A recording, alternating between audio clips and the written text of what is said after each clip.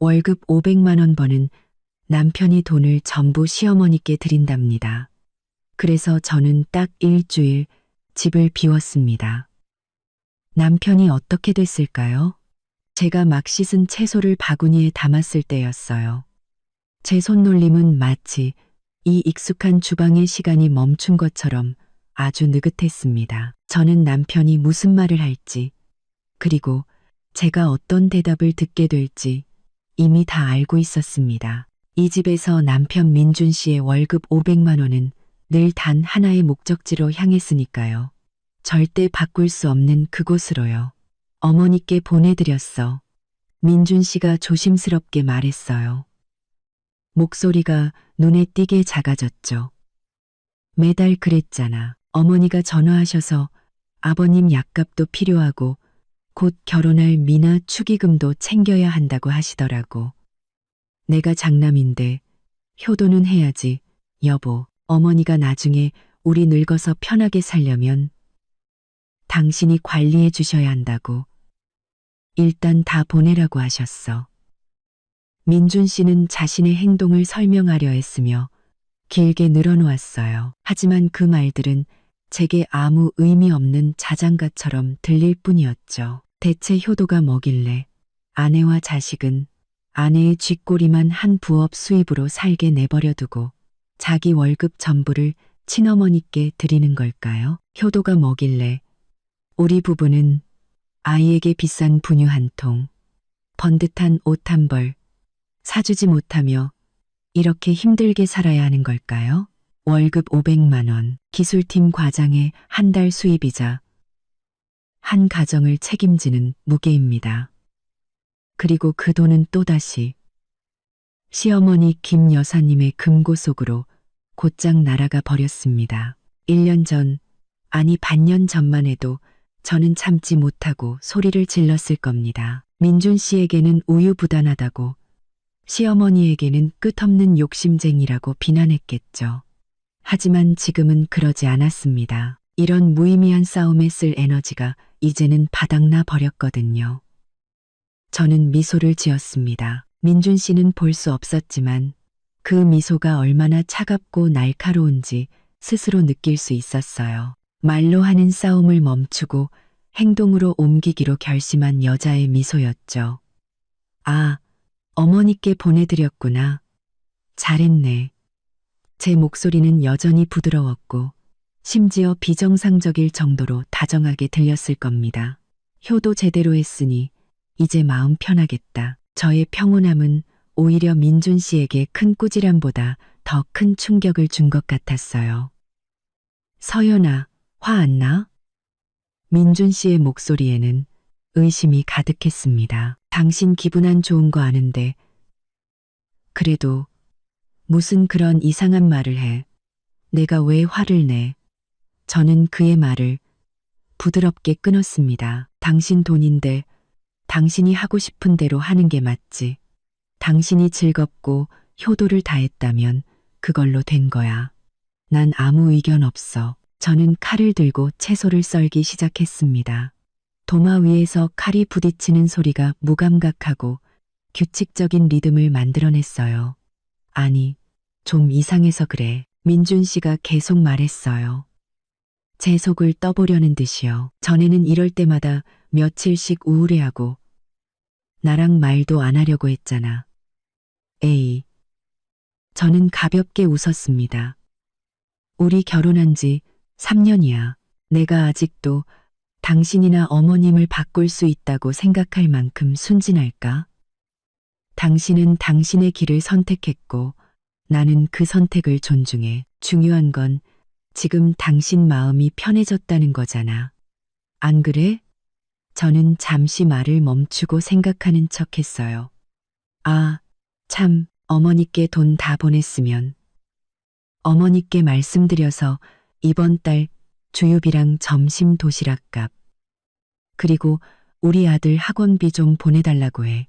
내 월급은 이번 달에 좀 빠듯해서 곧 있을 출장에 필요한 물품 사는데 쓰려고 빼놨거든. 제 마지막 말은 민준 씨의 거짓된 안도감에 찬물을 끼얹는 것 같았습니다. 출장? 언제 가는데? 민준 씨가 다급하게 물었어요. 목소리가 불안해지기 시작했죠. 왜 나한테 한마디도 안 했어? 내일 아침 첫 비행기로.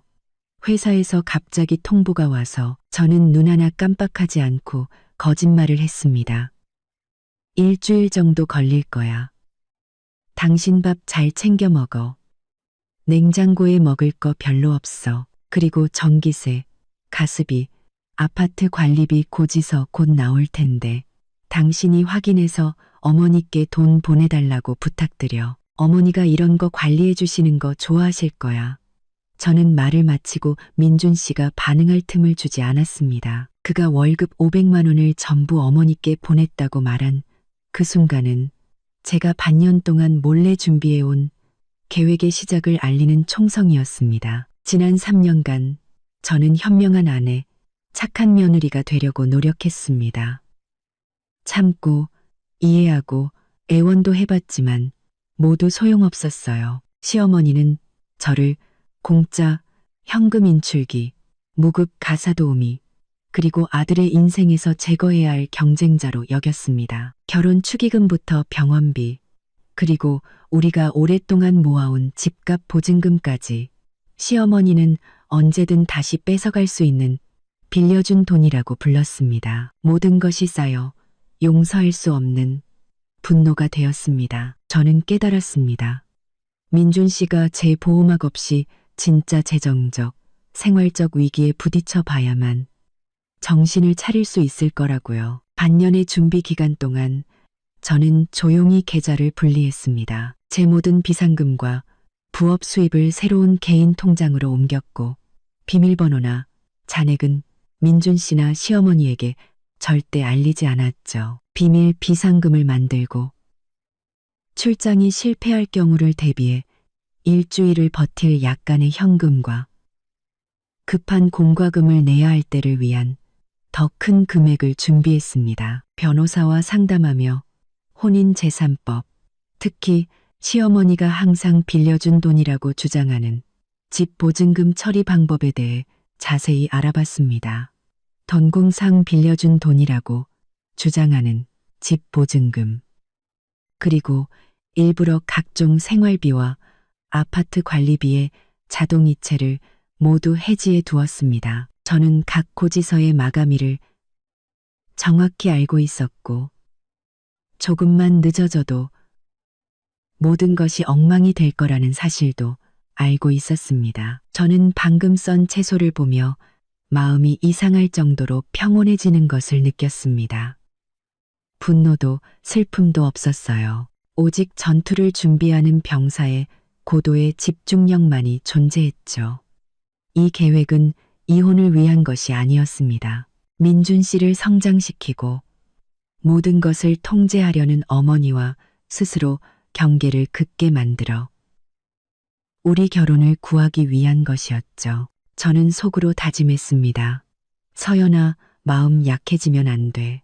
남편이 돈 없고 챙겨주는 사람 없는 서름을 겪어봐야 해. 그 500만 원의 가치가 뭔지 깨닫게 해야 해. 지난 3년간 민준 씨는 효도라는 명분으로 어머니를 챙기면 아내가 알아서 집안 살림을 꾸릴 거라는 환상 속에 살아왔습니다. 이제 제가 그 안전한 담요를 걷어낼 차례였습니다. 저는 핸드폰을 꺼내 비행기 표를 다시 확인하고 공항으로 갈 택시를 예약했습니다. 모든 준비는 끝났습니다. 서연이 없는 일주일, 민준 씨와 시어머니가 생활과 재정에 뒤엉킨 실타래를 스스로 풀어야 하는 징관 일주일. 저는 그들이 과연 무엇을 할 수 있을지 보고 싶었습니다. 그날 밤 저는 꼼꼼하게 짐을 쌌습니다. 옷, 업무 서류, 그리고 가장 중요한 제 자신의 평정심과 결단력을 챙겼죠. 저는 고된 하루 일과와 불안한 전화 통화 끝에 깊이 잠든 민준 씨 옆에 누웠습니다. 그의 뺨을 가만히 쓰다듬었어요. 민준 씨, 어둠 속에서 속삭였습니다. 미안하지만 이렇게 해야만 해. 그래야만 우리가 진짜 가족, 다른 누구에게도 휘둘리지 않는 가정을 가질 수 있어. 이른 새벽, 저는 조용히 현관문을 잠갔습니다. 오랫동안 가꿔온 우리 아파트를 나섰습니다. 작은 캐리어와 큰 희망을 품고요. 공항. 제 다음 목적지는 제 삶의 주도권을 되찾기 위한 조용하지만 치열한 싸움을 시작하는 곳이 될 겁니다. 일주일간의 비행. 제가 돌아왔을 때 모든 것이 예전 같지 않을 거란 걸 저는 알고 있었습니다. 저는 공항 대기실에 앉아 있었습니다. 공항에 반짝이는 불빛이 믿을 수 없을 만큼 고요한 제 마음을 비추고 있었죠. 유리창 너머는 아직 어슴푸레했고 곧 분주한 아침이 시작될 것을 예고했습니다. 하지만 제게 이 순간은 3년간 보이지 않는 전쟁 속에서 살아온 끝에 찾아온 드문 휴식이었습니다. 저는 눈을 감았습니다. 결혼 초의 모습이 떠올랐어요. 밝고 희망에 가득 찼던 날들이었죠. 민준 씨는 좋은 남자였습니다. 착하고 실력 있고 저를 진심으로 사랑했죠. 그때 그의 월급 500만 원은 풍요로운 미래에 대한 확실한 약속이었습니다. 하지만 아이러니하게도 그 풍요는 시어머니의 거대한 그늘 아래 묻혀버렸습니다. 김 여사님. 시어머니는 극단적일 정도로 전통적인 분이셨습니다. 하나뿐인 아들이 가족의 모든 책임을 져야 하고 늙은 부모를 봉양할 의무가 있다는 생각이 확고하셨죠. 귀에 못이 밝히도록 들었던 시어머니의 단골 멘트는 이거였습니다. 네가 장남이고 서연이보다 월급도 훨씬 많은 네 돈은 내가 관리해야 한다. 나중에 다 너희 둘을 위한 거고 미나 결혼도 시켜야 하고 네 아버지 병원비도 대야지. 처음에는 시어머니의 맡아준다는 약속을 믿었습니다. 결혼한 지 얼마 안 돼. 저희 부부는 대출을 받아 겨우 아파트를 마련했습니다. 시어머니는 재빨리 목돈을 내주시며 결혼 선물이라고 엄마가 도와주는 거라고 하셨죠. 저희는 뛸 듯이 기뻤습니다. 하지만 불과 몇 달 뒤 그 돈은 우리 머리 위를 맴도는 칼날이 되었습니다. 서연아, 시어머니가 제게 전화했어요. 목소리가 다정함에서 강압적으로 바뀌어 있었죠. 미나가 곧 결혼하는데 집 계약하려면 큰돈이 필요하단다. 민준이한테 어떻게든 마련하라고 해라. 그리고 내가 너희 집 살 때 보태준 돈 있지? 그거 그냥 빌려준 셈 칠 테니 그렇게 알고 있어. 내가 걔 월급 관리하는 것도 다 내 노후 대비하려는 거지. 너희들 펑펑 쓰라고 하는 거 아니야. 저는 할 말을 잃었습니다. 결혼 선물이 순식간에 대출금으로 우리 부부의 재정을 올가매는 보이지 않는 족쇄로 변해버렸습니다. 민준 씨에게 설명하려 했지만 그는 대수롭지 않게 넘겼습니다. 에이, 신경 쓰지 마. 어머니가 그냥 하시는 말씀이겠지. 우리 생각해서 그러시는 거야. 아들로서 효도해야지. 그냥 어머니가 내 월급 관리하시게도. 우리보다 돈 관리 잘하시잖아. 민준 씨는 그놈의 효도라는 말에 완전히 설득당해 있었습니다. 그때부터 매월 10일이 되면 월급 500만 원 전액이 시어머니 통장으로 날아갔습니다. 우리 부부는 제 부업 수입과 민준 씨가 몰래 챙긴 약간의 성과급으로 생활해야 했습니다. 하지만 삶이 어디 월급으로만 끝나던가요. 작년에 시아버지가 오랫동안 입원하셨습니다. 시어머니는 민준 씨에게 전화해 비싼 약값에 대해 온갖 하소연을 늘어놓았죠. 그러고는 이렇게 결론 내렸습니다. 아무래도 내 이번 달 월급만으로는 부족하겠다. 서연이한테 말해서 돈 좀 더 보태라고 해라. 아버지 병원비인데 당연히 그래야지. 저는 제 개인 비상금을 깨서 드려야만 했습니다. 민준 씨의 월급 500만 원은 시어머니 통장에서 잠자고 있는 동안에요. 그때 저는 씁쓸한 진실을 깨달았습니다. 시어머니는 아들 돈만 원하는 게 아니라 며느리의 돈까지 탐내고 있다는 사실을요. 가장 최근에는 시누이 미나의 일이었습니다. 미나는 결혼을 앞두고 이것저것 살 게 많았죠. 시어머니는 거리낌 없이 넌지시 전화를 걸어왔습니다. 내가 보니 우리 서연이가 손재주도 좋고 돈도 잘 벌더라. 이제 동생이 시집 가는데 새언니가 좀 챙겨줘야지. 결혼 축의금은 네가 다 알아서 해라. 너희 부부가 주는 선물이라고 생각해. 저는 손에 든 핸드폰을 바라보며 그동안 있었던 모든 일을 떠올렸습니다. 저의 온화함은 공감을 얻지 못했고 시어머니의 무시와 끝없는 요구만 키웠을 뿐입니다. 저는 민준 씨에게 끈질기게 이성적으로 설명했습니다. 민준 씨, 우리가 별개의 가정이라는 거 알아요? 당신이 계속 월급을 전부 어머니께 드리면 아이가 아프거나 급한 일이 생겼을 때 우리 수중에 현금 한 푼 없다는 거 몰라요? 그는 그저 제 머리를 쓰다듬으며 공허한 사랑의 말만 되풀이했습니다. 걱정 마. 내가 장남인데 어머니가 우리 어렵게 살게 내버려 두시겠어? 하지만 현실은 훨씬 더 냉혹했습니다. 한 번은 아들 학원비를 급하게 내야 할 때가 있었습니다. 민준 씨에게 물으니 그는 멋쩍게 말했습니다. 얼마 전에 어머니께 다 보내서 일단 어머니께 좀 빌려달라고 해봐. 다음 달에 내가 잘 말씀드려서 갚을게. 저는 시어머니께 전화했습니다. 어머니, 죄송한데요. 손주 학원비 내야 해서 10만 원만 빌려주실 수 있을까요? 내일 바로 갚겠습니다. 전화기 너머 시어머니의 목소리는 얼음장 같았습니다. 내 돈은 노후 자금이야. 안 빌려줘. 내 아들 학원비는 네가 알아서 해. 네가 엄마잖아. 너 부업으로 버는 돈도 적지 않다며 내 돈 넘보지 마라.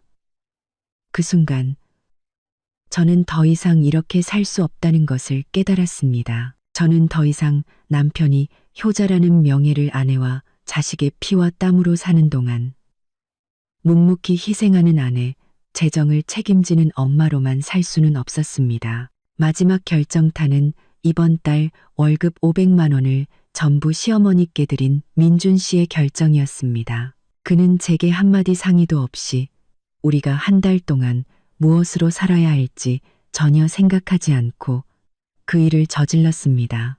이제 끝났어. 저는 속으로 말했습니다. 저는 그에게 3년이라는 시간을 주었습니다.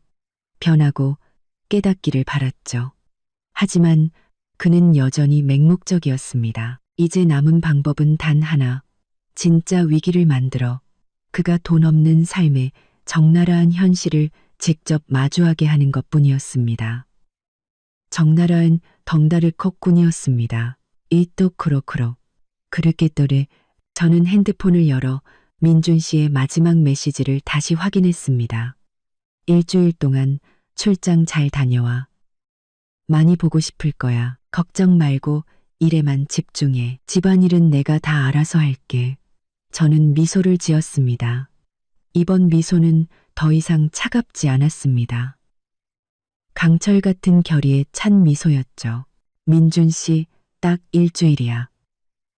당신은 곧 당신의 그 효도가 당신 주머니에 동전 한 푼 남기지 않고 당신의 삶조차 책임질 수 없게 만들었다는 걸 깨닫게 될 거야. 저는 잘 알고 있었습니다. 그 집에서 민준 씨는 출퇴근하고 돈 보내는 것 외에는 아무것도 할 줄 모른다는 사실을요. 그는 공과금을 어떻게 내는지, 텅 빈 냉장고를 채우려면 무엇을 사야 하는지, 심지어 제가 공구함을 어디에 두었는지조차 모릅니다. 제가 아내로서, 주부로서의 역할을 너무나 잘 해낸 나머지 의도치 않게 그를 무능한 남자로 만들어버린 셈이죠. 이제 그가 그 뒤죽박죽인 상황을 스스로 마주할 시간입니다. 비행기가 움직이기 시작하며 엔진이 낮게 울렸습니다. 저는 창밖을 바라보았습니다. 풍경이 점점 뒤로 물러났습니다. 이것은 단순한 출장이 아니었습니다. 전략적인 후퇴였죠. 저는 지난 3년간 침대 밑에 쌓여온 모든 문제들이 빛을 보게 하기 위해 필요한 공백과 부재를 만들고 있었습니다. 저는 깊은 숨을 들이쉬었습니다. 긴장의 숨이 아니었습니다. 자유와 싸울 준비가 된 자의 숨결이었죠. 진짜 전쟁은 이제 시작되었습니다. 비행기는 이륙했습니다. 저를 서울에서 제가 그토록 가꾸려 했지만 결국 재정적인 감옥이 되어버린 그 보금자리에서 벗어나게 해주었죠. 자리에 앉아 노트북을 열었습니다. 일을 하기 위해서가 아니었습니다. 미리 준비해둔 파일들을 정리하고 계획의 허점을 다시 한번 점검하기 위해서였죠. 반년, 이 전략을 짜는데 걸린 시간입니다. 3년의 인내는 제게 값비싼 교훈을 주었습니다. 양보는 다른 사람을 더 기세등등하게 만들 뿐이라는 것을요. 특히 제 시어머니 김 여사님은요. 그분은 저를 며느리가 아닌 경쟁 상대, 아들을 뺏어가려는 여자, 걸어다니는 돈주머니로 여겼습니다. 제가 행동에 나서게 만든 마지막 사건은 시어머니가 집 보증금에 대해 넌지시 언급했을 때였습니다. 항상 결혼 선물이라고 말했지만 기회만 되면 으름장을 놓았죠. 그거 내가 너희한테 빌려준 거야. 내가 필요하면 언제든 다시 달라고 할 거니까. 공짜라고 생각하지 마. 저는 그것이 경고이자 우리 결혼을 통제하기 위해 그분이 쥐고 있는 올감이라는 것을 똑똑히 알았습니다. 만약 제가 이혼이라도 하면 시어머니는 분명 그 돈을 다시 요구해서 우리를 공경에 빠뜨릴 것이었습니다. 저는 이 상황을 바꾸려면 민준 씨만 바꿔서는 안 된다는 것을 깨달았습니다. 상황 자체를 바꿔야 했습니다. 민준 씨와 시어머니 모두 현실을 다시 보게 할 만큼 강력한 충격을 줘야 했습니다. 제 목표는 민준 씨를 막다른 길로 모는 것이 아니라 그가 스스로 일어서도록 만드는 것이었습니다. 비행기가 활주로에 부드럽게 착륙했습니다. 저는 핸드폰을 켰지만 서둘러 전화나 메시지에 답하지 않았습니다. 이제부터 저는 바쁘고 냉담한 오직 일에만 집중하는 외부인의 위치를 지켜야 했습니다. 와이파이에 연결되자마자 카카오톡과 문자 메시지가 수십 개 쏟아졌고 민준 씨의 부재중 전화도 여러 통화 있었습니다. 놀랍지 않았습니다. 제 계획은 제대로 진행되고 있었으니까요. 저는 남편의 메시지를 훑어보기 시작했습니다. 처음에는 제가 떠난 어젯밤과 오늘 아침에 보낸 안부와 걱정이 담긴 메시지들이었습니다. 잘 자, 여보. 당신 없으니 집이 텅 빈 것 같아. 보고 싶다. 비행은 안전했어? 도착하면 꼭 연락 줘. 난 이제 일어나서 출근 준비해. 그러다 말투가 급격히 바뀌기 시작했습니다. 불평과 질문으로요. 서연아, 내가 자주 매는 넥타이 어디 갔지? 아무리 찾아도 안 보여. 어디에 뒀어? 나 차 막혀서 지각했어. 아. 그리고 아침 먹으려고 냉장고 열었는데 텅 비었더라. 왜 아무것도 안 사뒀어? 저는 입꼬리를 올렸습니다. 겨우 첫날 아침인데 모든 것이 엉망이 되기 시작했군요. 민준 씨는 넥타이를 찾거나 냉장고가 비어있는 것에 대해 걱정해 본 적이 없었습니다. 그건 당연히 제 일이었으니까요. 점심때가 되자 그의 메시지에는 무력감과 당혹감이 드러나기 시작했습니다. 점심에 배달 음식 시켜 먹었는데 너무 비싸. 관리실 우편함 열어보니까 관리비 독촉장이 있더라. 벌써 연체된 것 같아. 서연아, 당신이 내는 거 잊어버렸어? 바로 이거였습니다.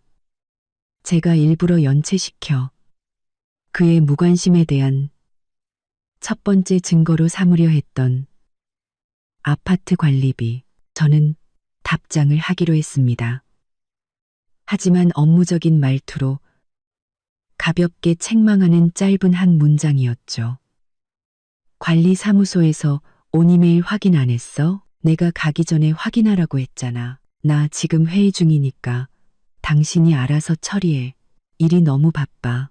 저는 화면을 끄고 민준 씨가 바로 보낸 답장을 읽지 않았습니다. 그가 스스로 해결책을 찾게 둬야 했습니다. 그리고 그가 지금 생각할 수 있는 유일한 해결책은 바로 시어머니겠죠.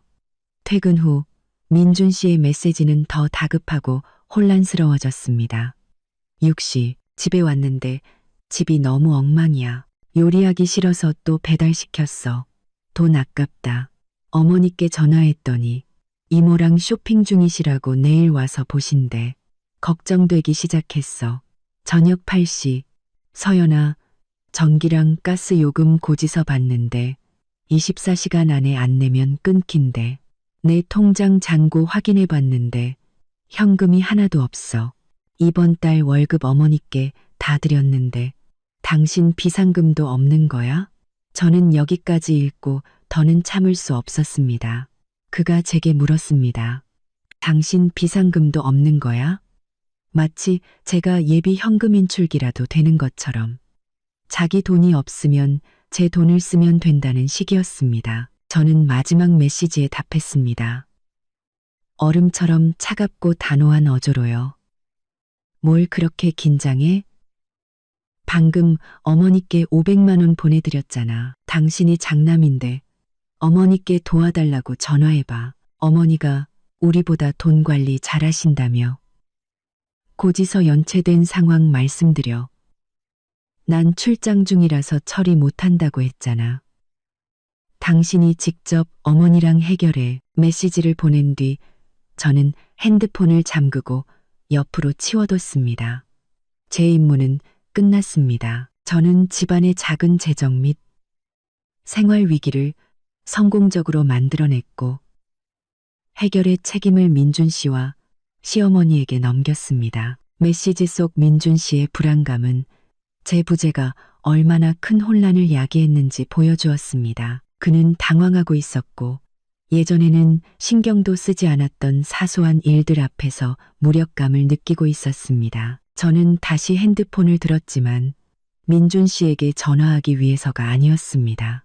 이 도시에 사는 친한 친구에게 전화의 저녁 약속을 잡았죠. 저는 민준 씨의 하소연의 마음이 약해지지 않도록 정신을 똑바로 차려야 했습니다. 이런 결단력에 이르기까지 3년이 걸렸습니다. 단 몇 개의 구조 요청 메시지 때문에 모든 것을 무너뜨릴 수는 없었습니다. 지금쯤 집에서 민준 씨는 세탁기와 씨름하거나 온라인 결제 비밀번호를 기억해내려 애쓰고 있겠죠. 혹은 더 안 좋게는 방금 500만 원을 받고 의기양양해 있을 시어머니를 설득하려 전화하고 있을지도 모릅니다. 저는 시어머니가 도와주지 않을 거란 걸 알고 있었습니다.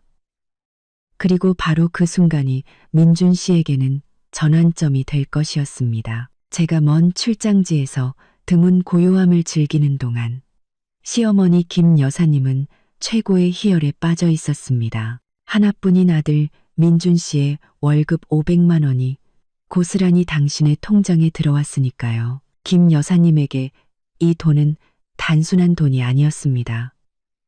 민준 씨의 절대적인 효도의 증거이자 며느리인 저와의 조용한 전쟁에서 거둔 승리의 증표였습니다. 제가 떠난 다음 날 아침, 김 여사님은 상쾌한 기분으로 일찍 일어났습니다. 그리고 곧장 30만 원을 인출했습니다. 남편의 약값이나 자식을 돕기 위해서가 아니었습니다. 순전히 개인적인 취미를 만족시키기 위해서였죠. 평소 좋아하던 도자기 가게에 가서 오랫동안 눈여겨봤던 고급 청화백자 닭이 세트를 구매했습니다. 이건 내 아들이 준 돈이야. 이런 가치 있는 걸 사는데 써야지. 속으로 생각했습니다. 쇼핑백을 들고 집으로 돌아온 김 여사님은 곧장 옆집 박 여사님 댁으로 향했습니다. 자식 문제부터 집안 대소사까지 항상 라이벌로 여기던 분이었죠. 새 닭이 세트를 테이블 위에 올려놓으며 무심한 척했지만 눈은 박 여사님의 반응을 살피기 바빴습니다. 어머나, 김 여사님 오늘 좋은 거 사셨네. 이 찻잔 세트 정말 고급스러워 보여요. 박 여사님이 감탄했지만 속으로는 질투심이 들끓었습니다. 김 여사님은 자랑스럽게 웃으며 뜨거운 차를 한 모금 마셨습니다. 아, 이거요? 우리 아들 민준이가요. 어제 월급 탔다고 500만 원을 통째로 보내줬지 뭐예요. 엄마 노후에 쓰시라고 다 맡긴다면서요. 며느리는 일주일 출장 갔는데 자기가 다 알아서 엄마한테 보내야 마음이 편하다고 하더라고요. 김 여사님은 일부러 며느리는 출장 갔다는 부분을 강조했습니다. 며느리인 제가 재정 관리에 있어 자신보다 믿음직스럽지 못하다는 것을 암시하려는 의도였죠. 아이고, 김 여사님은 정말 복도 많으셔. 민준이가 그렇게 효자라니. 박 여사님이 혀를 찼습니다. 우리 아들은 월급 타면 마누라가 다 가져가서 나는 동전 한 푼 구경하기 힘들다니까요. 김 여사님의 자부심은 하늘을 찔렀습니다. 자신이 세상에서 가장 위대한 어머니이자 가장 강력한 여성이라고 느꼈죠. 아들을 공짜 ATM으로 자신을 재정적 최우선 순위로 여기는 사람으로 만드는데 성공했다고 믿었습니다. 이 승리감을 만끽했습니다. 우리 아들이 생각이 깊어요. 마누라가 출장 가서 집안일 관리 못할 거 아니까 더더욱 저한테 돈을 보내서 저더러 아들이랑 손주 챙겨달라고 하는 거죠. 며느리는 돈 쓸 줄만 알지. 김 여사님은 경멸적인 말투로 말했습니다. 김 여사님은 아들의 효심과 자신의 권력에 대한 환상에 완전히 빠져 있었습니다. 제가 어디를 가든 무엇을 하든 결국 돈은 자기 손에 들어올 거라고 믿었죠. 제 부재가 단순한 방치가 아니라 이미 켜져 버린 스위치라는 사실을 전혀 깨닫지 못했습니다. 그 짧은 행복감은 저녁까지 이어졌습니다. 시장에 가서 맛있는 음식을 사서 남편 저녁을 차려주고 딸 미나에게 전화해 새로 산 닭이 세트와 오빠에게서 받은 돈에 대해 자랑을 늘어놓았죠. 미나야, 전화로 말했습니다. 결혼 준비 걱정하지 마. 오빠 돈은 엄마가 다 갖고 있으니까 나중에 집 살 때 엄마가 다 보태줄게. 김 여사님의 머릿속에서 500만 원은 절대 변하지 않는 고정된 숫자였습니다. 불과 몇 시간 뒤 이 행복감이 삶의 가장 사소한 문제들 때문에 산산조각 날 것이라고는 꿈에도 생각하지 못했습니다. 김 여사님은 몰랐습니다. 당신이 이웃에게 자랑을 늘어놓는 바로 그 순간 집에서는 아들 민준 씨가 고장난 세탁기와 텅 빈 냉장고 앞에서 씨름하고 있었다는 사실을요. 그녀는 스스로를 재정 권력을 쥔 어머니에서 아들이 가장 필요할 때 도움을 거절하는 이기적인 어머니로 만들고 있었습니다. 제가 출장을 떠난 지 이틀째 되던 날, 늦은 오후에 민준 씨에게서 장문의 메시지를 받았습니다. 저는 생활의 위기가 그에게 더욱 명확해지기 시작했다는 것을 알았습니다. 서연아, 너무 힘들어. 퇴근하고 집에 왔는데 집이 정말 엉망진창이야. 당신은 어떻게 예전에 일하면서 밥하고 청소까지 그렇게 완벽하게 해냈는지 모르겠어. 메시지를 읽으며 마음 한구석이 짠했지만 그 감정은 곧 단호함으로 바뀌었습니다. 이것은 그가 반드시 겪어야 할 과정이었습니다. 민준 씨는 계속해서 하소연했습니다. 오늘 밥해 먹으려고 냉장고를 열었는데 계란 몇 개랑 시든 채소밖에 없더라. 시장 가서 뭘 사야 할지, 어디서 사야 할지도 모르겠어. 항상 당신이 시장 갈 때 내가 돈만 줬지 뭘 사는지 물어본 적도 없네. 저는 냉장고에 먹을 만한 것이 거의 없다는 것을 잘 알고 있었습니다. 떠나기 전에 일부러 신선식품을 모두 소진했으니까요. 제 목표는 민준 씨가 직접 장을 보거나 요리를 하게 만드는 것이었습니다. 그 두 가지 모두 그에게는 악몽과도 같은 일이었죠. 라면이라도 끓여 먹으려고 했는데 라면도 다 떨어졌어. 결국 또 배달시켰지. 족발이랑 쟁반국수 시켰는데 당신도 알지? 밖에서 사 먹는 음식은 비싸고 입에도 안 맞아. 먹고 나니 속만 더부룩하고 당신이 해준 밥처럼 맛있지가 않아. 저는 차가운 주방에 홀로 앉아 배달 온 족발을 허겁지겁 먹는 민준 씨의 모습을 상상했습니다. 주변은 고요하고 식탁 위에는 기름때가 얼룩져 있겠죠. 고작 밥 한 끼인데 그것도 해결 못하는 거야, 민준 씨. 저는 스스로에게 물었습니다. 대답은 너무나 명확했습니다. 지난 3년간 제가 그를 너무 완벽하게 보호했던 겁니다. 그는 보살핌받고 챙김받는 것에 익숙해져 스스로를 돌보는 능력을 상실해 버렸습니다. 민준 씨는 계속해서 불평했습니다. 말투가 피곤함에서 무력감으로 바뀌었죠. 오늘 저녁에 빨래해야 하는데 세탁기를 돌렸더니 드르륵 소리가 나면서 에러 메시지가 뜨더라. 어떻게 해야 할지 모르겠어. 당신이 집에 있을 땐 버튼 하나만 누르면 끝이었는데 왜 내 손에만 오면 이렇게 복잡한 거야? 어머니께 전화해서 봐달라고 했더니 너는 남자애가 그것도 하나 못하냐? 서연이가 할 수 있으면 너도 할 수 있어야지 하고 혼만 났어. 민준 씨가 시어머니에게 꾸중을 들었다는 대목을 읽자 가슴이 답답해졌습니다. 김 여사님은 본색을 드러내기 시작했습니다. 권리만 챙기고 책임은 지지 않으려 하는 모습이었죠.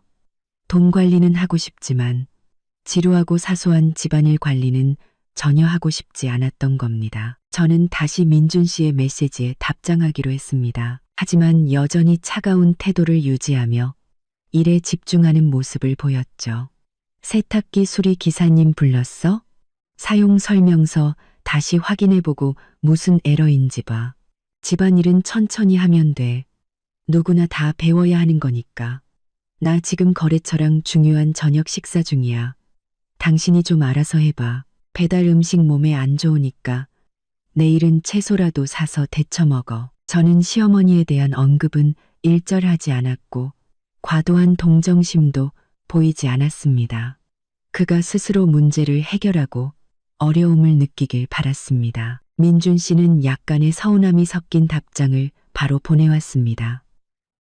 출장 가서 그렇게 바쁜 거야? 집안일에 너무 무관심한 것 같아. 집안일에 너무 무관심한 것 같아. 당신이 없으니까 내가 온갖 고생을 다 하잖아. 너무 힘들어. 서연아, 현금만 있었어도 그냥 가사 도우미 불렀을 텐데. 저는 이 메시지에는 더 이상 답장하지 않았습니다. 민준 씨가 제게 죄책감을 심어주려 한다는 것을 알았습니다. 제가 마음 약해져서 집을 비운 것에 대해 사과하기를 바라는 것이었죠.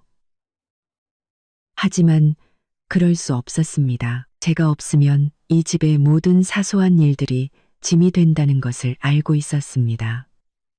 비싸고 입에 맞지 않는 배달 음식은 시작에 불과했습니다. 이 생활의 혼란은 곧 재정의 혼란으로 이어질 것이었습니다. 저는 관리사무소에서 온 문자 메시지를 다시 열어 전기, 가스 요금과 관리비 마감일을 재확인했습니다. 이제 하루도 채 남지 않았습니다. 만약 민준 씨가 돈을 내지 못하면 상황은 훨씬 더 심각해질 것입니다. 저는 핸드폰을 내려놓고 눈앞의 물컵을 바라보았습니다. 낯선 곳에 있지만 제 머릿속은 우리 집 안에서 시간과 싸우고 있었습니다. 정신을 바짝 차려야 했습니다. 민준 씨의 무력감은 그가 어머니와 맞서는 발판이 될 것입니다. 그가 막다른 길에 몰리기만 하면 누가 자신을 위해 한 끼 식사와 잠자리를 걱정해 주었는지, 그리고 누가 오직 자기 돈주머니만 채우려 했는지 똑똑히 보게 될 것이라고 믿었습니다. 제가 출장을 떠난 지 사흘째 되던 날, 민준 씨 집의 분위기는 무겁게 가라앉기 시작했습니다. 생활의 불편함은 곧 재정적 압박으로 변해 그를 짓눌렀습니다. 아침 일찍 민준 씨는 평소보다 늦게 일어났습니다. 서둘러 지하 주차장으로 내려가다가 이틀 전부터 차에 기름이 거의 없었다는 사실을 떠올렸습니다. 민준 씨는 투덜거리며 자신의 부주의를 탓했습니다. 주유소에 들러 지갑을 찾았지만 지갑 속에는 잔돈 몇 푼밖에 없었습니다. 겨우 2만 원어치를 넣었습니다. 회사까지 갈 수 있을 정도만요. 이 소동 때문에 민준 씨는 회사에 30분 가까이 지각했고 부장님께 주의를 받았습니다. 압박감이 쌓이자 민준 씨는 초조해졌습니다. 자리에 앉아 일하는데 핸드폰이 울렸습니다. 어머니 김 여사님이었습니다. 민준 씨는 안부 전화나 좋은 소식일 거라 생각하며 서둘러 전화를 받았습니다. 하지만 전화기 너머 어머니의 목소리는 짜증과 재촉으로 가득 차 있었습니다. 민준아, 너 일 처리를 어떻게 하는 거니? 이번 달 전기세랑 가스비 왜 아직도 안 냈어? 그리고 너희 아파트 관리비도 방금 관리사무소에서 전화 왔는데 당장 돈 안 내면 전기랑 수도 끊어버리겠다고 하더라. 민준 씨는 충격에 빠졌습니다. 지난 며칠간 밥하고 빨래하는 혼란 속에서 이 일을 까맣게 잊고 있었던 겁니다. 어머니, 죄송해요. 제가 깜빡했어요. 일단 진정하시고 제가 바로 처리할게요. 어떻게 처리할 건데? 김 여사님이 쏘아붙였습니다. 말로만 할 거니? 서연이 걔는 일 처리를 어떻게 하길래 출장 가면서 이런 빚더미를 남겨놓고 가? 평소엔 걔가 다 하더니 걔가 없으니까 너도 그냥 내버려 둔 거야? 민준 씨는 어머니의 책임 전가에 기분이 상했습니다. 어머니, 서연이 잘못만은 아니잖아요. 제가 남편인데 저한테도 책임이 있죠. 그런데 어머니, 제 월급 어머니가 갖고 계시잖아요. 일단 급한 대로 그 돈 좀 먼저 보내주시면 안 될까요? 내일 전기 끊기면 어떻게 살아요? 김 여사님의 목소리가 갑자기 차가워졌습니다. 재촉하는 기색은 사라지고 단호함만 남았죠. 너 지금 뭐라고 했니?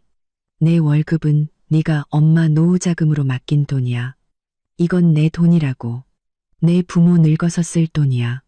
그걸 어떻게 다시 달라는 거야? 서연이 걔는 자기 돈으로 내지 않고 뭐 한대? 걔도 일하니까 월급 있을 거 아냐. 민준 씨는 숨을 깊게 들이쉬며 평정심을 유지하려 애썼습니다. 어머니 서연이 월급은 생활비로 쓰기에도 빠듯해요. 제 월급이 500만 원이고 어머니가 갖고 계시잖아요. 잠깐만 빌리는 거예요. 나중에 꼭 갚을게요. 단 한 푼도 안 돼. 김 여사님은 단호했습니다. 너 미나가 곧 결혼하는 거 몰라? 내가 내 동생 챙겨주려면 얼마나 많은 돈이 드는지 알아? 내 돈은 다 쓸 때가 정해져 있어. 서연이더러 당장 돌아오라고 해서 직접 처리하라고 해. 부모 돈에 의지할 생각하지 말고. 민준 씨는 숨이 턱 막혔습니다. 그는 친아들이었습니다.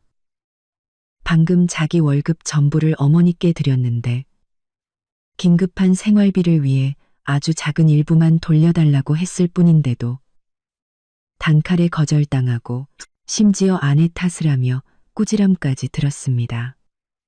어머니의 말은 그가 항상 자랑스러워했던 효도라는 것에 찬물을 끼얹는 것 같았습니다. 그는 전화를 끊었습니다.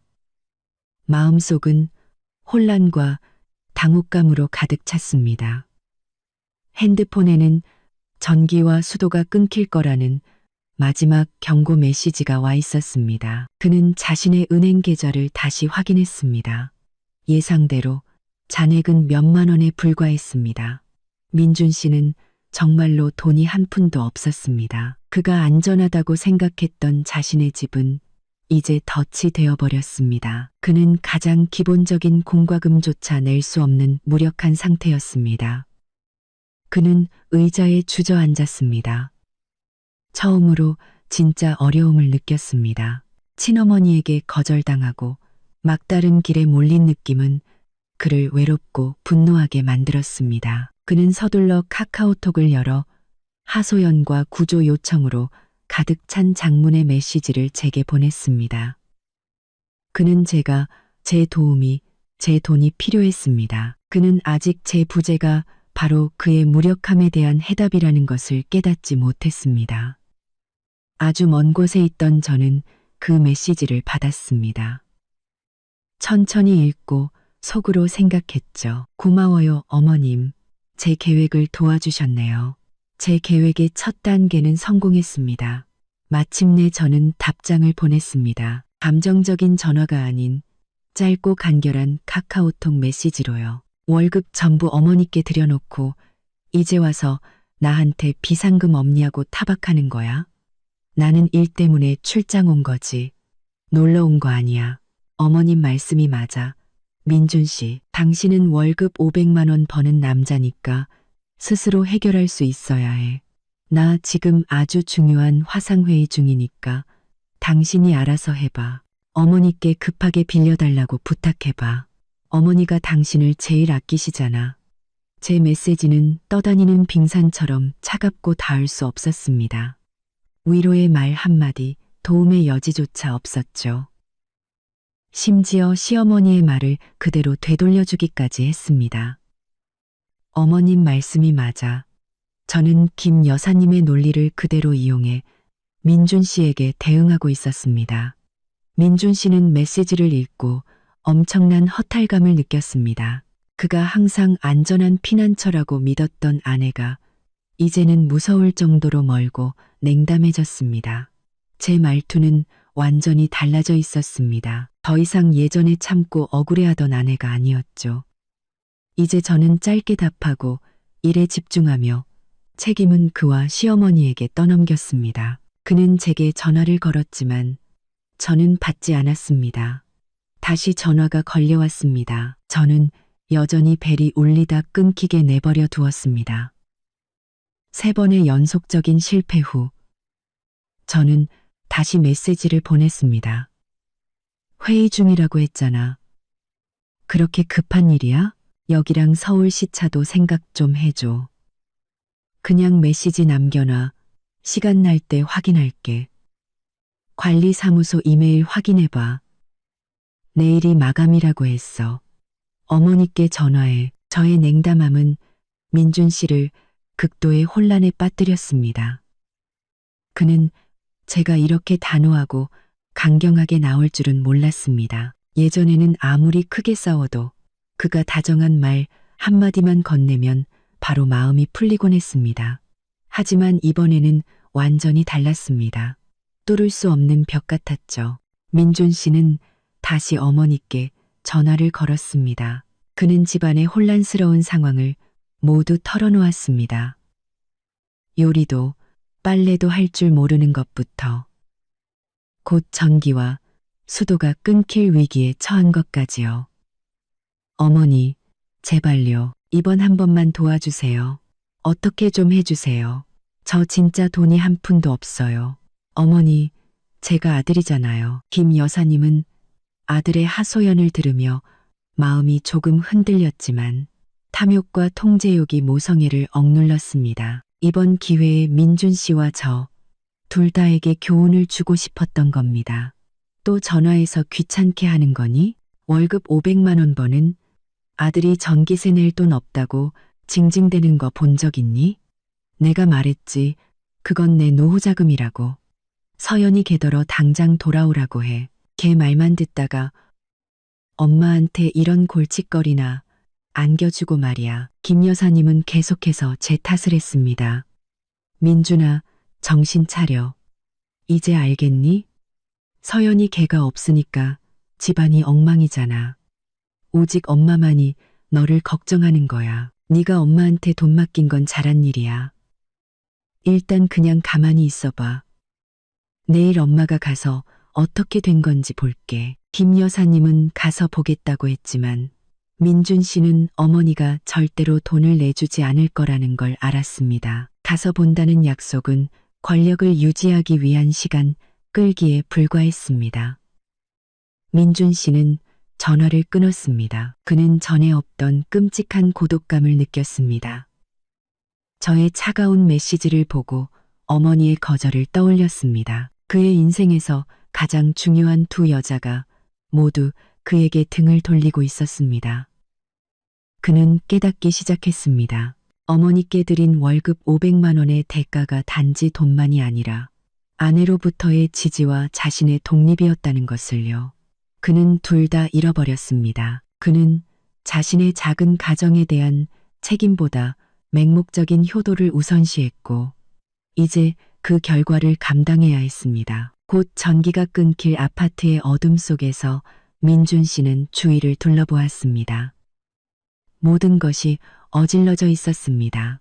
물건들은 아무렇게나 널려 있고 더러운 옷은 산더미처럼 쌓여 있었습니다. 제가 없으니 집은 차갑고 생기가 없었습니다. 그는 문득 저의 가치를 깨달았습니다. 말이 아닌 부재를 통해서요. 저는 호텔 방에 앉아 도시의 불빛을 바라보았습니다. 고요한 밤은 민준 씨가 마주하고 있는 혼란과 완전히 대조적이었습니다. 저는 핸드폰을 열어 그의 마지막 구조 요청 메시지와 함께 첨부된 연체 고지서 스크린샷을 다시 읽었습니다. 민준 씨는 이제 바닥을 쳤어. 저는 속으로 말했습니다. 이제 그를 끌어올려줄 시간이야. 하지만 내 방식대로 민준 씨가 뒷수습에 정신없는 동안 또 다른 인물이 등장해 이미 금이 간 가족관계에 긴장감을 더했습니다. 바로 결혼을 앞둔 시누이 미나였습니다. 넷째 날 오후 제가 중요한 회의 자료를 준비하고 있을 때 민준 씨에게서 메시지를 받았습니다. 개인적인 대화 내용, 스크린샷이 첨부되어 있었죠. 이것 좀 봐, 서연아. 미나가 방금 나한테 전화하더니 그 뒤에 엄마가 가족 단톡방에서 돈 얘기를 꺼냈어. 나 너무 힘들어. 저는 스크린샷을 열었습니다. 민준 씨와 미나의 대화였습니다. 오빠, 엄마한테 들었는데 새언니 출장 갔다고? 오빠, 내 핸드폰 요즘 너무 느리고 자꾸 꺼져. 나 곧 결혼해서 웨딩 플래너랑 스튜디오에도 연락해야 하는데 오빠가 나 불쌍하면 최신형 핸드폰 하나만 사주라. 오빠가 내 오빠잖아. 월급도 500만 원이나 받으면서 엄마한테 돈 맡겼으면 엄마한테 달라고 해서 사주면 되잖아. 여기서 그치지 않았습니다. 잠시 후 진짜 연극이 시작되었죠. 이번에는 시아버지, 시어머니, 민준, 그리고 미나가 모두 있는 가족 단톡방에서였습니다. 김 여사님은 모두에게 보내는 메시지였지만 명백히 저와 민준 씨를 겨냥하고 있었습니다. 다들 알다시피 우리 미나가 곧 결혼한다. 지금 집 계약하려면 큰 돈이 필요한데 서연이가 새언니고 일도 잘해서 돈도 잘 벌잖아. 민준이랑 서연이는 이미 집도 있으니 예전에 너희 집 살 때 보태준 보증금 2억 원. 그냥 미나 집 사는데 보태주자. 어차피 한 가족인데 뭐. 내가 보니 우리 민준이는 이 의견에 아주 찬성하는 것 같더라. 저는 메시지를 읽으며 화가 나기보다는 제 전략이 옳았다는 확신을 느꼈습니다. 김 여사님은 제가 없는 틈을 타 민준 씨가 혼란스러운 상황을 이용해 공개적으로 큰 돈을 요구한 것입니다. 2억 원. 그것은 우리 부부가 함께 모아 이 아파트의 계약금으로 낸 돈이었습니다. 김 여사님은 항상 결혼 선물이라고 말했지만 이제 그것을 공식적으로 딸에게 넘겨줄 수 있는 권리가 있는 빚으로 만들어버렸습니다. 심지어 민준이는 아주 찬성하는 것 같다며 멋대로 단정 짓기까지 했습니다. 저는 이것이 미나의 생각이 아니라 김 여사님의 공격이라는 것을 잘 알고 있었습니다. 가족 내에서 자신의 절대적인 재정 권력을 확인하고 싶었던 것이죠. 저는 민준 씨에게 전화를 걸었습니다. 그의 목소리는 이제 전기가 끊길까봐 떨리는 목소리가 아니었습니다. 분노와 깨달음이 섞인 목소리였죠. 봤지? 서연아? 엄마가 또 저러셔. 나는 미나한테 2억 주는 거 동의한 적 없어. 엄마가 단톡방에 멋대로 쓰신 거야. 나 엄마한테 뭐라고 답장해야 해? 일단 단톡방에선 아무 말도 하지 마. 민준 씨, 그냥 어머니가 말하게 둬. 이제 내가 지시할게. 반격해야 해. 말이 아니라 단호함으로. 내가 뭘 해야 하는데? 민준 씨가 기대에 찬 목소리로 물었습니다. 먼저 미나한테 핸드폰 문제부터 확실히 해야 해.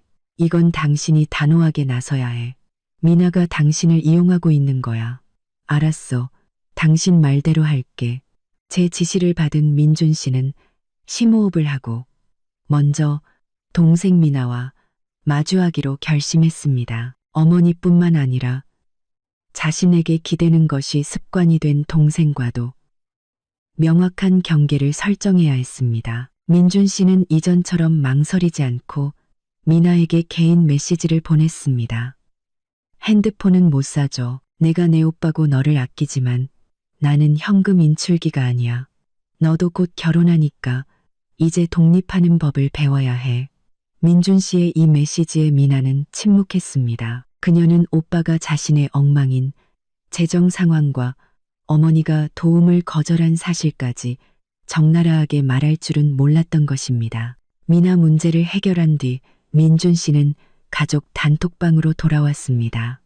김 여사님이 우리 부부의 집 보증금 2억 원을 미나에게 넘겨주겠다고 선언한 바로 그곳이었죠. 저는 민준 씨에게 단톡방에서 직접 답하지 말고 제가 나서게 해달라고 일러두었습니다. 저는 제 강경함으로 김 여사님의 조종과 미나의 무리한 요구에 맞서고 싶었습니다. 더 이상 침묵하며 그들이 저를 무시하게 둘 수는 없었습니다. 저는 단톡방을 열어 한 글자 한 글자 명확하고 단호하게 타이핑했습니다. 아버님, 어머님, 그리고 두 분 동생께 방금 어머님 메시지 확인했습니다.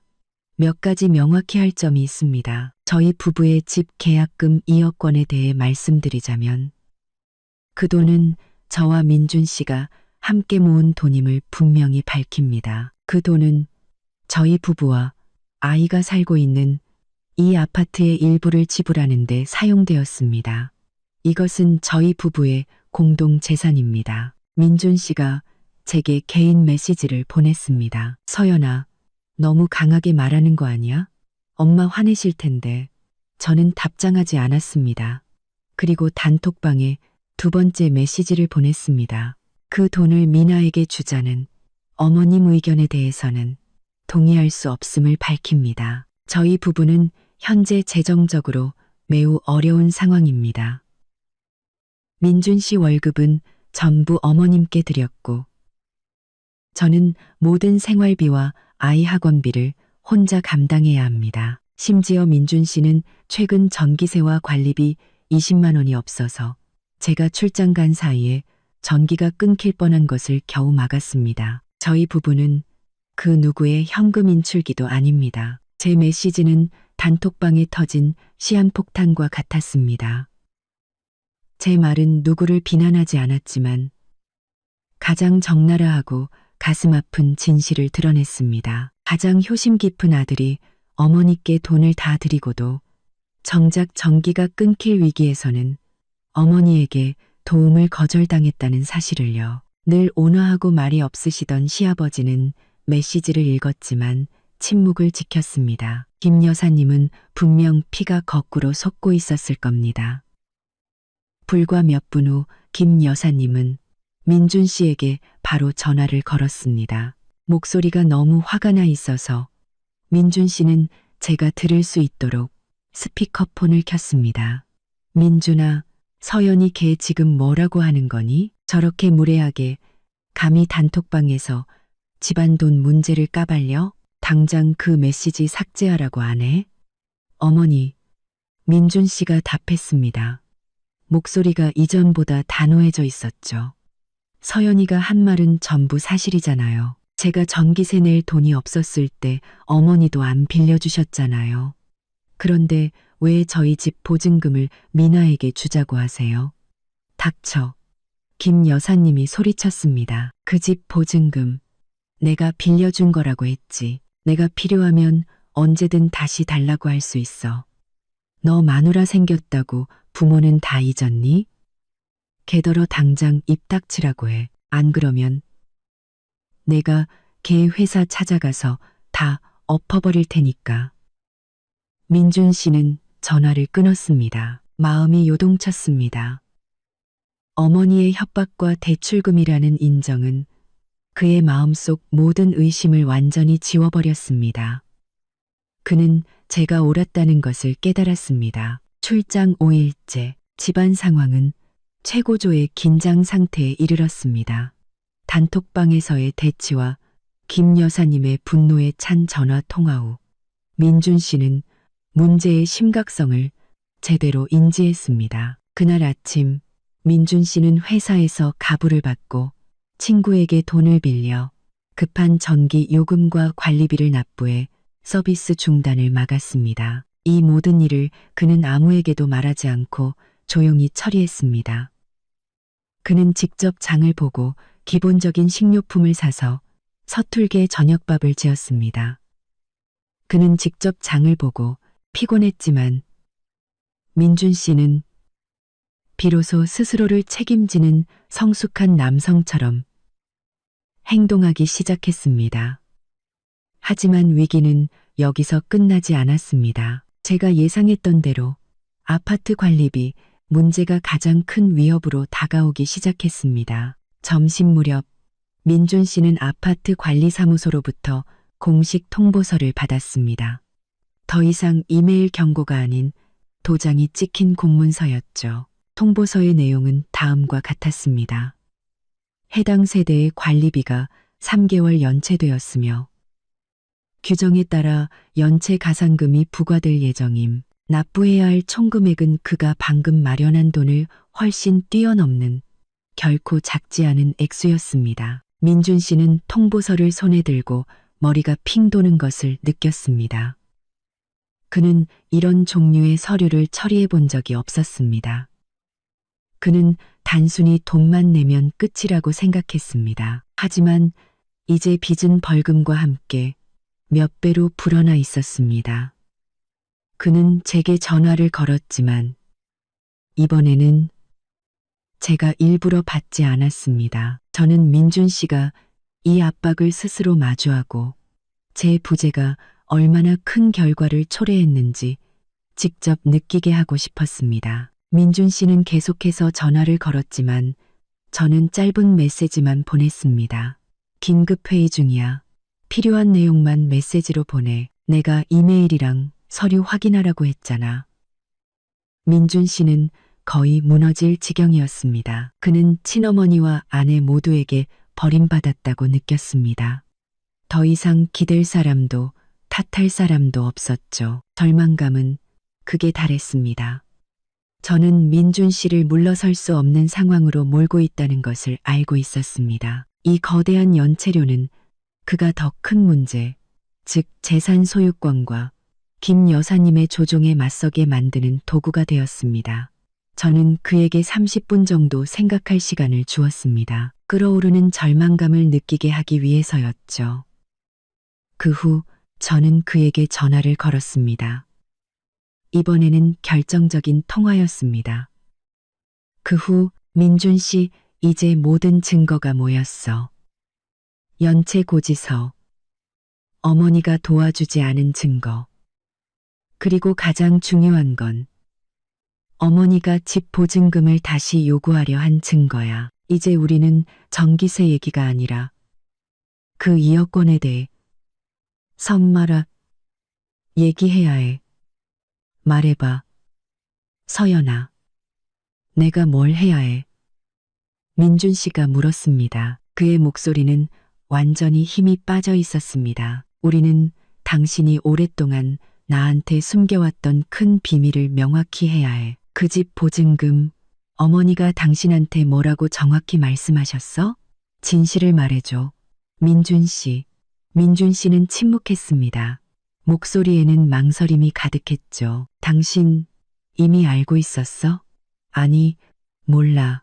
하지만 이제는 나를 안심시키려는 거짓말이 아니라 당신 입에서 직접 듣고 싶어. 말해. 제 전화는 민준 씨를 완전히 다른 상태로 몰아넣었습니다. 그는 더 이상 고지서나 전기 차단 문제로 불안해하지 않았습니다. 그의 모든 집중력은 2억 원의 집 보증금과 김 여사님의 재정적 조종에 쏠려 있었습니다. 민준 씨, 나한테 사실대로 말해야 해. 계속 숨기면 나는 당신을 도울 수 없고 우리는 모든 걸 잃게 될 거야. 저는 위협하는 어조가 아닌 단호한 목소리로 말했습니다. 민준 씨는 길고 무거운 한숨을 쉬었습니다. 오랫동안 그를 짓눌렀던 짐을 내려놓는 듯한 한숨이었죠. 서연아, 미안해. 진작 말했어야 했어. 내가 당신한테 숨긴 건 엄마가 화낼까봐, 엄마가 속상해 하실까봐 무서워서 그랬어. 계속 말해. 나는 진실이 필요해. 어머니가 결혼 선물이라고 하셨던 그 2억 원 말이야.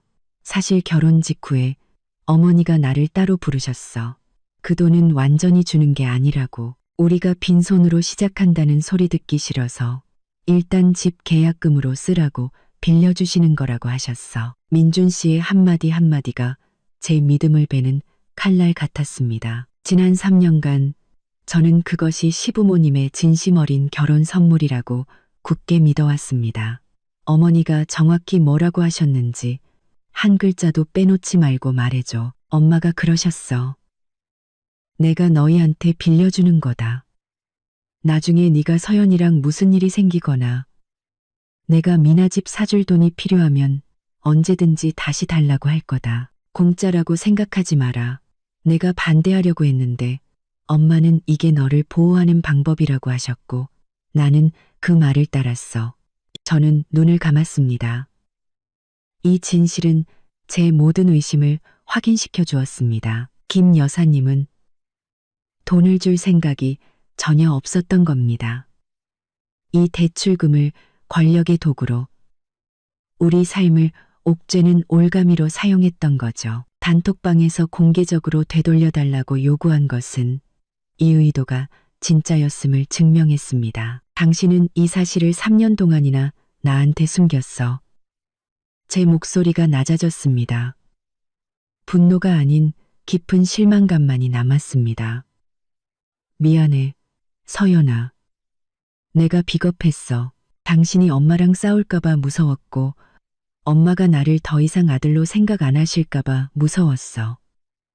민준 씨, 당신은 당신의 두려움이 이 결혼을 망치게 내버려뒀어. 어머니가 돈으로 당신 인생 전체를 조종하게 만들었다고. 이제 알겠어? 당신이 가장 힘들 때 어머니는 당신을 거절했고 이제는 공개적으로 우리 재산을 빼앗아 미나에게 주려고 하잖아. 저는 이제 책망보다는 해결책을 찾아야 할 때라는 것을 알았습니다. 됐어. 진실을 말해줘서 다행이야. 이제 우리는 어머니의 이 권력 게임을 끝낼 거야. 내가 변호사한테 상담받았던 내용 기억나? 우리는 어머니가 그게 언제든 다시 요구할 수 있는 대출금이라고 말로 인정하게 만들어야 해.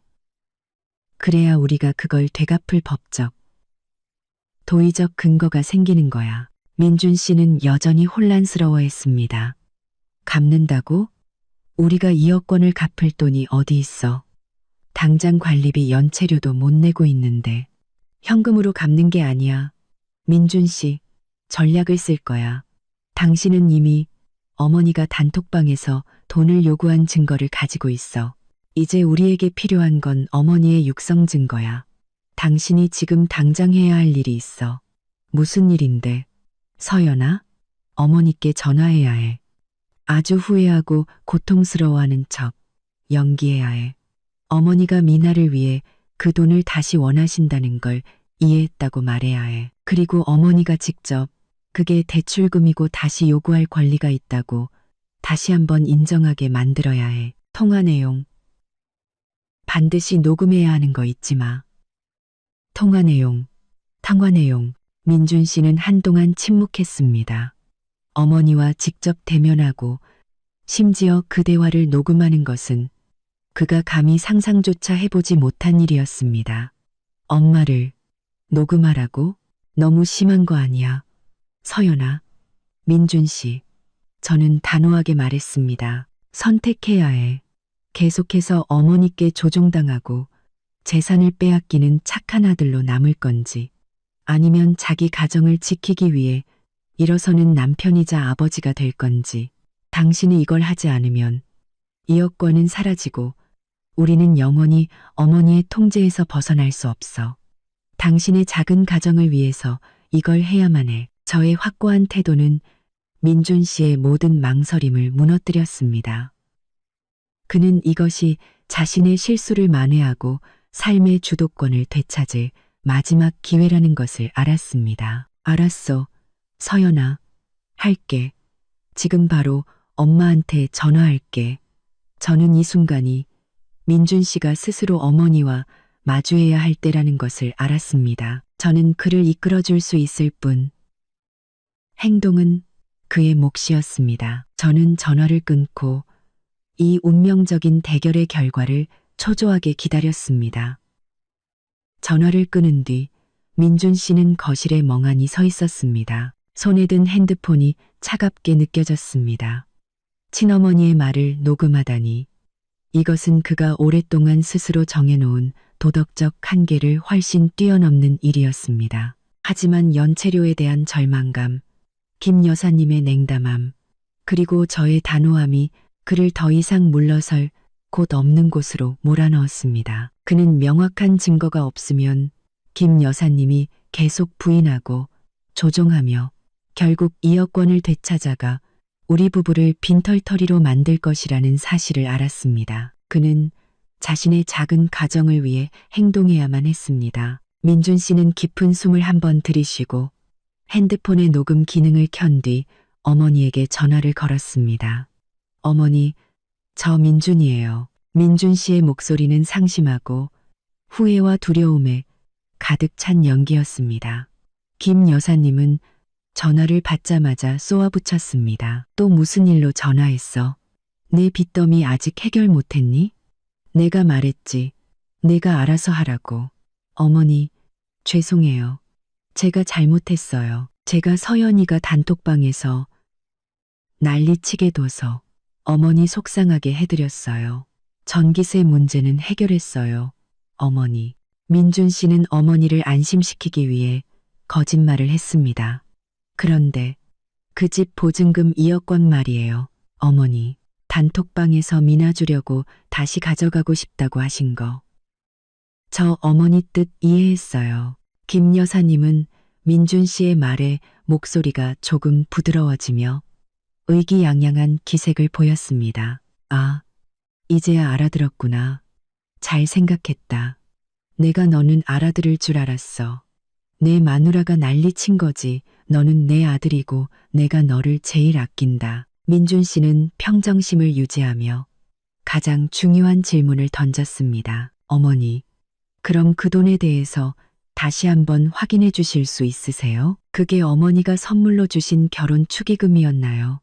아니면 어머니가 언제든 다시 요구하실 수 있는 대출금이었나요? 김 여사님은 민준 씨가 후회하며 자기 말을 듣는다고 확신하고 아무런 의심 없이 말했습니다. 그녀는 즉시 자신의 소유권과 통제권을 주장했습니다. 너는 무슨 그런 멍청한 소리를 하니? 무슨 결혼 선물이야? 내가 처음부터 말했잖아. 그건 내가 너희한테 빌려준 돈이라고. 내 돈이 그렇게 쉽게 나오는 줄 알아? 내 부모 노후랑 내 동생 챙겨주려고 모아둔 돈이야. 너랑 서연이는 그 집에 살기만 하고 돈은 내가 필요하다고 생각하면 언제든지 다시 요구할 권리가 있어. 내 말 명심해. 민준 씨는 어머니의 말을 똑똑히 들으며 고통을 느꼈지만 동시에 이상하게도 마음이 가벼워지는 것을 느꼈습니다. 진실이 드러났고 그의 모든 환상이 깨졌습니다. 네, 알겠습니다. 어머니, 그럼 저는 이제 어떻게 해야 하나요? 민준 씨는 계속해서 겁먹은 척 연기했습니다. 김 여사님은 비웃으며 말했습니다. 걱정하지 마. 너는 그냥 엄마 말만 잘 들어. 서연이 걔가 부추겨도 넘어가지 말고 걔한테 엄마가 곧 돈 다시 가져갈 거라고 더 이상 난리 치지 말라고 전해. 내가 미나 결혼식 끝나고 나서 생각 좀 해볼게. 너는 그냥 매달 월급 꼬박꼬박 엄마한테 보내기만 하면 돼. 네, 감사합니다. 어머니. 민준 씨는 전화를 끊었습니다.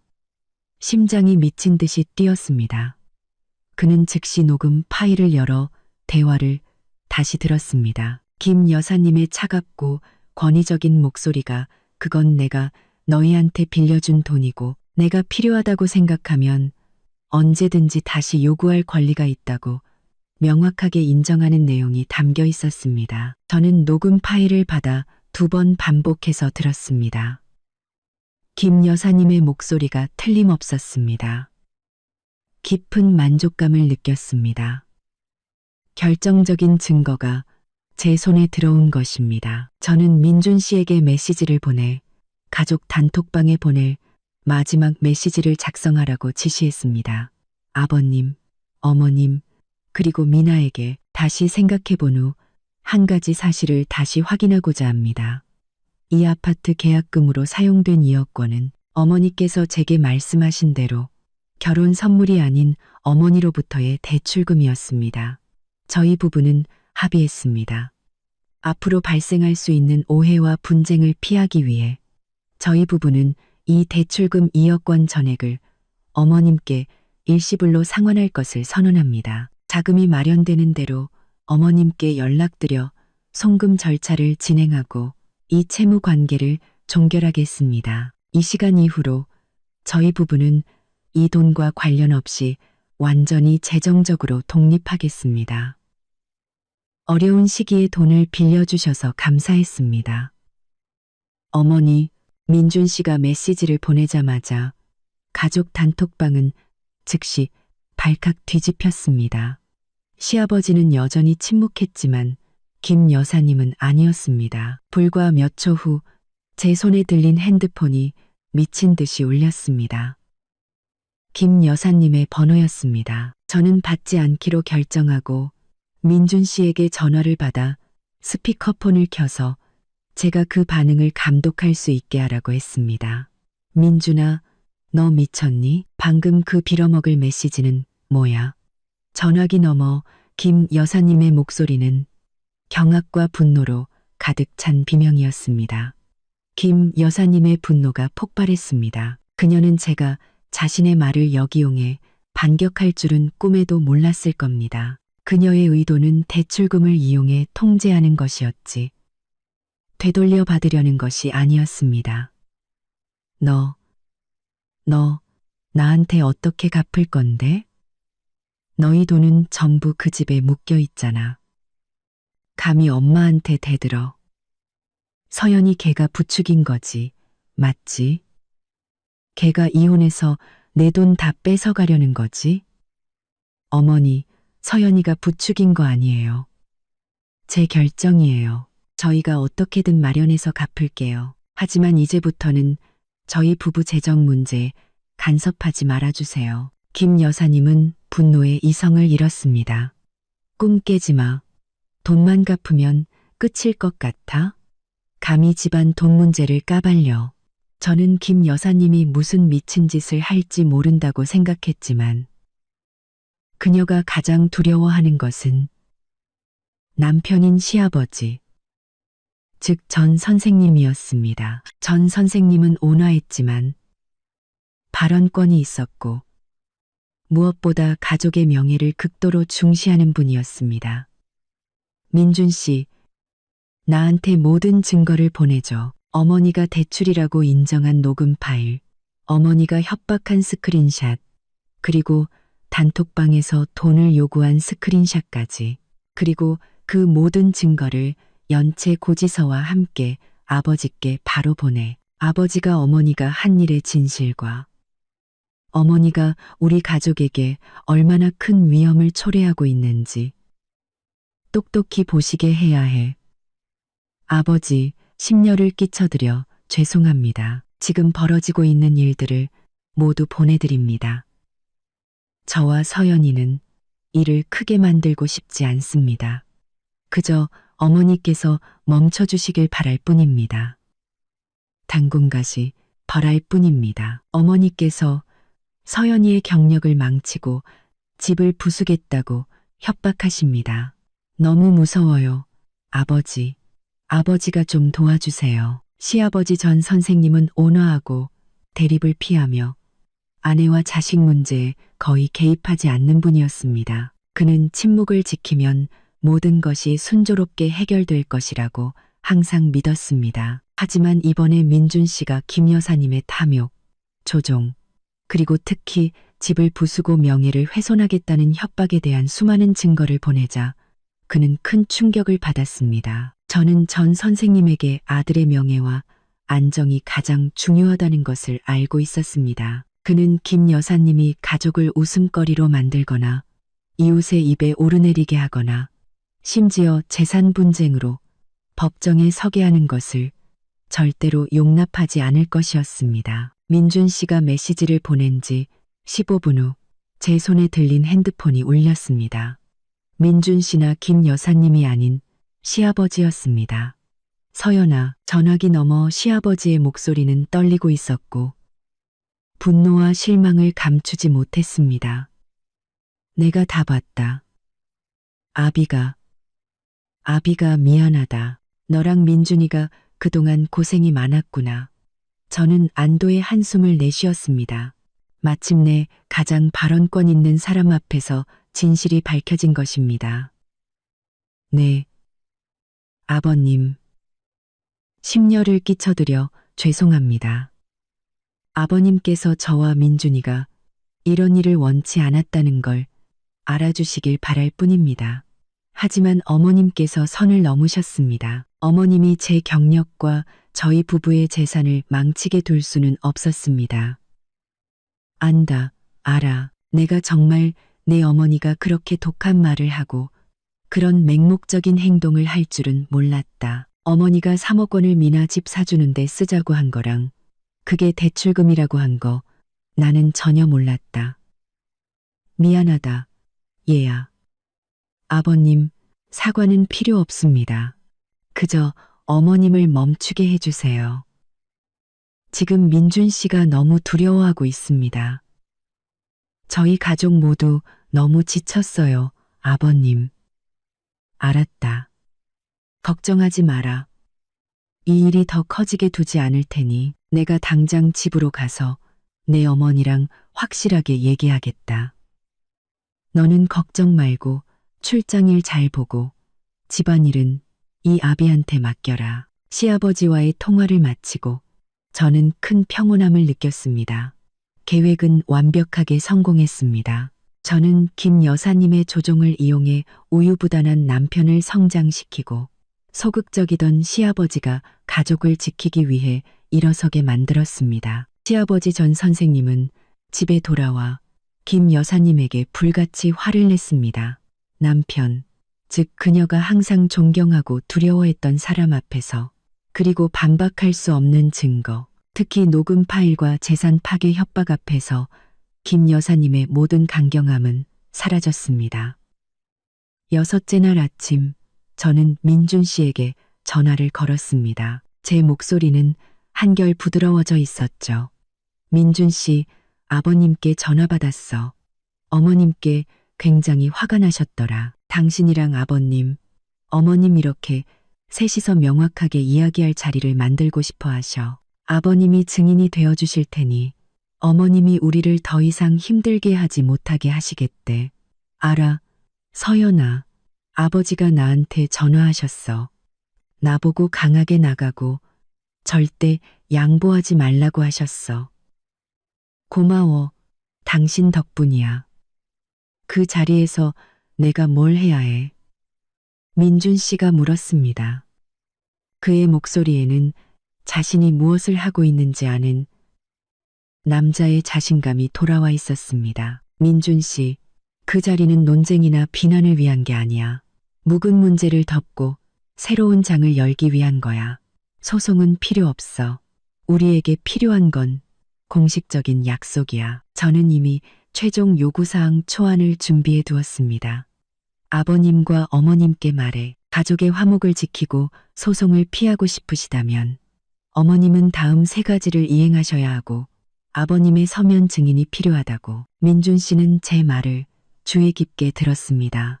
첫 번째 요구사항, 어머님은 집 보증금 2억 원이 처음부터 저희 부부를 위한 선물이었으며 절대 다시 요구하지 않겠다는 내용의 각서를 작성하셔야 해. 이건 어머니의 녹음 파일 속 대출 인정을 완전히 무효화시킬 거야. 두 번째 요구사항. 어머님은 더 이상 저희 부부의 어떤 재정 문제에도 간섭하거나 돈을 요구하지 않겠다고 약속하셔야 해. 돈을 달라고 하거나 매달 월급을 보내달라고 요구하는 것도 포함해서. 세 번째 요구사항. 어머님은 저희 부부에게 미나의 결혼 자금이나 혼수 마련에 대한 재정적 책임을 요구하지 않겠다고 약속하셔야 해. 미나의 일은 어머님이 알아서 하시는 거야. 민준 씨는 잠시 침묵했습니다. 어머니한테 각서를 쓰라고? 절대 안 쓰실 텐데. 민준 씨, 어머니는 돈을 잃는 것보다 명예를 잃는 걸 더 두려워하셔. 아버님이 합의하지 않으면 이혼하겠다고 하셨잖아. 어쩔 수 없이 하실 거야. 이건 우리 가족을 영원히 지키기 위해 꼭 필요한 일이야. 그날 오후 대면이 이루어졌습니다. 저는 그 자리에 없었지만 민준 씨가 모든 것을 전해주었습니다. 시아버지는 근엄한 표정으로 가운데 앉아 계셨습니다. 김 여사님은 민준 씨 맞은편에 앉아 분노와 수치심으로 눈이 충혈되어 있었습니다. 민준 씨는 더 이상 우유부단한 남편이 아니었습니다. 그는 시아버지의 강력한 지지를 받으며 저의 요구사항을 단호하게 전달했습니다. 서연이는 일을 크게 만들고 싶어 하지 않습니다. 저도 부모님 속상하게 해드리고 싶지 않고요. 하지만 어머님께서 선을 넘으셨습니다. 저는 제 작은 가정을 위한 보장이 필요합니다. 민준 씨가 설명했습니다. 시아버지는 고개를 끄덕이며 증거 서류 뭉치를 테이블 위에 올려놓았습니다. 내가 다 봤소. 당신이 틀렸어. 당신의 탐욕이 아이들을 힘들게 했어. 이제 이 방법만이 명예를 지킬 수 있는 유일한 길이요. 각서를 쓰시오. 그렇지 않으면 서연이가 괴롭힘과 재산 점유 혐의로 소송을 걸 충분한 권리가 있어. 김 여사님은 주저앉아 흐느껴 울기 시작했습니다. 그녀는 마지막으로 저항하려 했습니다. 안 써. 내 돈인데 내가 왜 써? 당신이 쓰지 않으면 내가 이 모든 증거를 밖에 공개하고 이혼하겠소. 당신이 선택하시오. 시아버지는 단호했습니다. 이혼과 아들 앞에서의 수치라는 상황에 두려움을 느낀 김 여사님은 결국 타협할 수밖에 없었습니다. 그녀는 민준 씨가 읽어주는 각서의 내용을 한 글자 한 글자 쓰라린 마음으로 받아 적었습니다. 김 여사님이 직접 작성하고 시아버지가 증인으로 서명한 각서의 내용은 다음과 같았습니다. 이 여권은 반환 불가 선물임을 확인. 저희 부부의 재정에 간섭하지 않을 것을 약속. 그리고 미나에 대한 재정적 요구를 하지 않을 것을 약속. 민준 씨는 각서를 사진 찍어 제게 보내주었습니다. 저는 김 여사님의 떨리는 글씨체를 보며 통쾌함이 아닌 해방감을 느꼈습니다. 이제 보이지 않던 올가미가 끊어진 것입니다. 시어머니의 서명과 시아버지의 증인이 담긴 서면. 각서를 받고 나서야 저는 안도의 한숨을 내쉬었습니다. 일주일간의 위기는 공식적으로 끝났고 제 작은 가족의 완전한 승리로 마무리되었습니다. 저는 7째 날에 집으로 돌아왔습니다. 긴장감 넘쳤던 합의 다음 날이었죠. 저는 약간의 설렘을 안고 아파트에 들어섰습니다. 집은 제가 상상했던 혼란스러운 모습이 아니었습니다. 대신 놀라울 정도로 깨끗했습니다. 옷은 약간 구겨져 있었지만 세탁되어 깔끔하게 개어져 있었습니다. 식탁은 깨끗하게 치워져 있었고 심지어 낡은 유리병에는 작은 국화꽃 한 다발이 꽂혀 있었습니다. 민준 씨는 주방에서 분주하게 움직이고 있었습니다. 그는 제 낡은 앞치마를 두르고 머리는 조금 헝클어진 채로 무언가를 볶고 있었습니다. 살짝 탄 냄새가 공기 중에 맴돌았죠. 민준 씨, 제가 조용히 불렀습니다. 그가 돌아섰습니다. 땀으로 가득했지만 환한 얼굴이었습니다. 서연아, 돌아왔구나. 미안, 계란말이가 조금 탔네. 저는 캐리어를 내려놓고 그에게 다가가 꽉 안았습니다. 그의 포옹은 더 이상 예전처럼 망설이거나 비겁하지 않았습니다.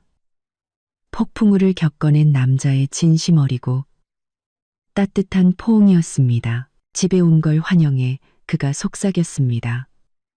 미안해, 서연아. 내가 잘못했어. 당신을 너무 힘들게 했어. 아니에요. 잘했어요. 제가 말했습니다. 당신은 가장 중요한 것들을 배웠어요. 그날 저녁, 민준 씨가 끓인 서툴지만 의미 있는 저녁을 먹은 후 우리는 진지하게 마주 앉아 이야기했습니다. 출장 중에 많은 생각을 했어요. 제가 먼저 말을 꺼냈습니다.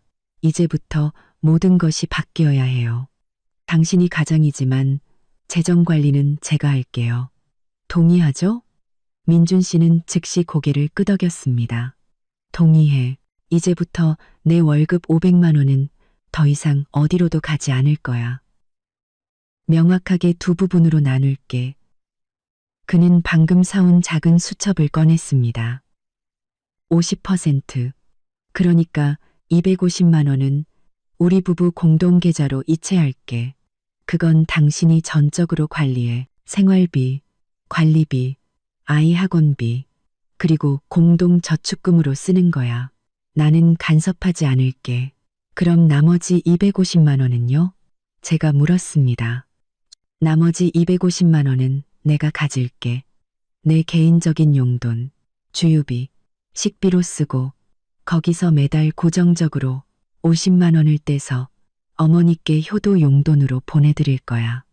딱 50만 원, 더도 말고 덜도 말고. 그리고 그게 어머니가 우리 부부에게서 받을 수 있는 전부야. 저는 그를 감탄하며 바라보았습니다. 월급 300만 원을 전부 어머니께 드리던 그가 이제는 명확하고 단호하게 재정적 경계를 설정하는 법을 배웠습니다. 당신 계획 아주 합리적인 것 같아요. 민준 씨, 제가 말했습니다. 그 250만 원도 당신 돈이라는 걸 잊지 마요. 스스로 책임져야 해요. 주유도 알아서 하고 개인적인 식비도 알아서 해결해야 해요. 돈 다 썼다고 나한테 달라고 하면 안 돼요. 약속할게. 걱정 마. 민준 씨가 단언했습니다. 나는 현금이 없으면 세수할 물조차 없다는 걸 배웠으니까. 그날 이후 저희 부부의 삶은 새로운 페이지로 넘어갔습니다. 우유부단했던 남편 민준 씨는 정말로 성장했습니다. 그는 더 이상 저나 어머니에게 의지하지 않았습니다. 시간 관리, 집안일, 그리고 재정을 관리하는 법을 배웠습니다. 그는 더 이상 김 여사님의 전화를 피하지 않았습니다. 어머니가 하소연을 하시면 그는 그저 각서와 고정 용돈 50만 원에 대해 상기시켜드릴 뿐이었습니다. 김 여사님은 여전히 억울해했지만 권력을 잃었다는 것을 알고 점차 현실을 받아들여야 했습니다. 그 사건이 있은 지 1년 후 저희 결혼은 그 어느 때보다 견고해졌습니다. 존중, 투명성, 그리고 공동의 재정적 책임을 바탕으로 저희는 예쁜 딸아이를 맞이했습니다. 이제 제 삶은 더 이상 묵묵한 희생이 아닌 평등한 협력이 되었습니다. 저는 잠든 딸아이를 바라보다 서툴게 아기 옷을 개고 있는 민준 씨를 보았습니다. 저는 미소 지었습니다. 그 차가웠던 일주일간의 출장 전략이 우리 결혼 전체를 구했다는 것을 알았기 때문입니다. 행복은 인내에서 오는 것이 아니라 진실을 마주하고 사랑하는 사람을 성장시키는 용기에서 온다는 것을요. 마지막 순간까지 경청해 주셔서 진심으로 감사합니다. 다음 영상에서 다시 뵙겠습니다.